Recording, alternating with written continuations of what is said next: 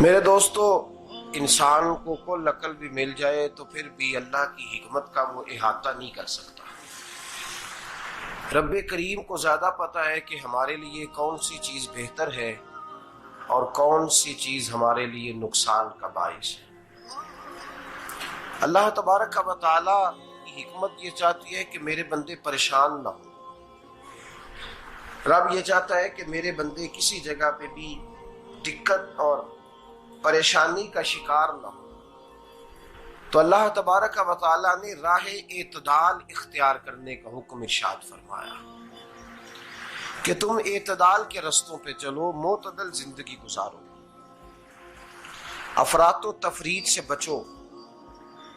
آج جس معاشرے میں ہم وقت گزار رہے ہیں، اس معاشرے میں ہم اس بات کو سمجھنے سے قاصر ہیں کہ اصل ہمارا مسئلہ کیا ہے۔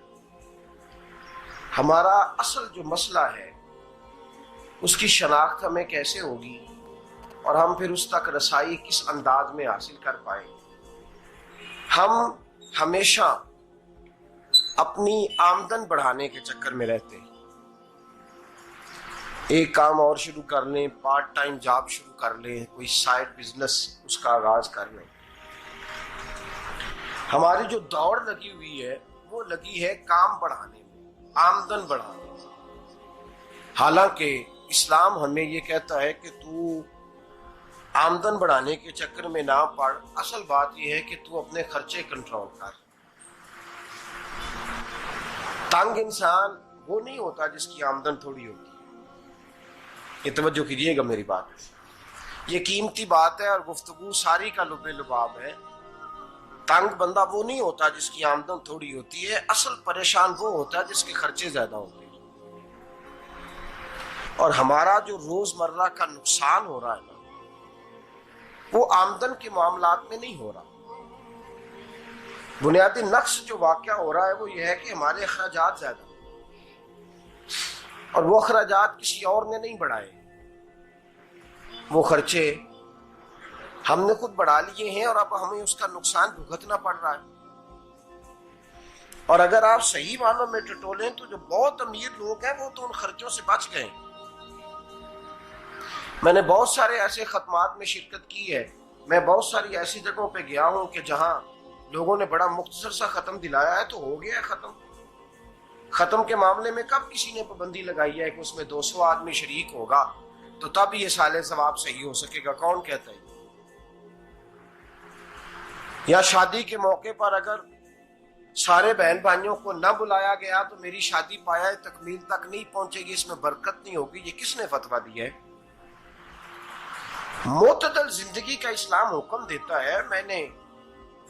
میں پڑھ رہا تھا کہ ایک بہت بڑا صدر ہے، غالباً سوڈان کے صدر کی بات ہو رہی تھی، تو اپنے بیٹے کی بارات لے کے گیا تو 4 لوگ گئے ہیں بارات، اور 15 لوگوں کا اس نے اہتمام کیا اپنے گھر میں کھانا کھانے کا۔ تو کیا شادی ہو گئی کہ رک گئی؟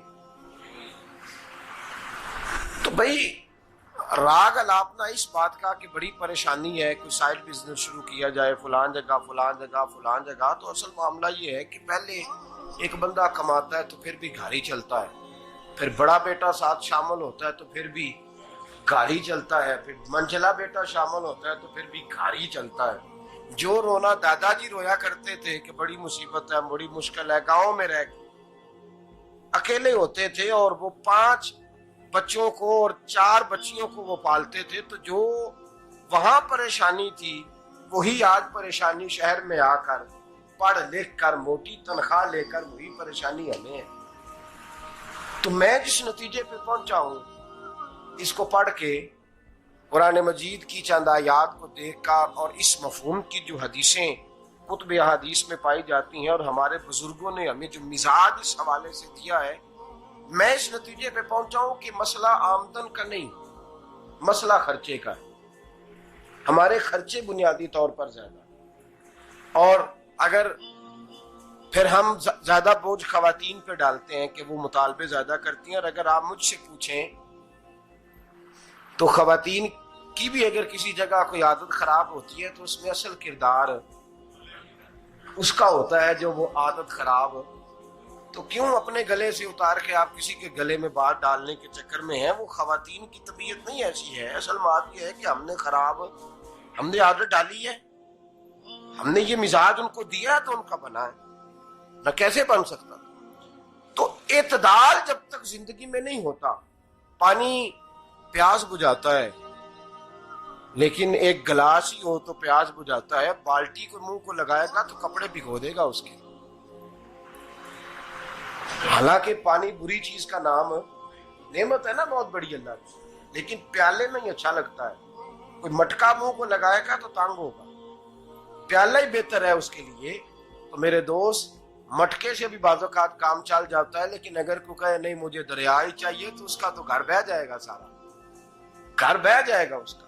ہمیں دریا قابو کرنے کا موڈ بنایا ہوا ہے تو اس سے گھر بہا کرتے ہیں، اس سے گھر بنا نہیں کرتے.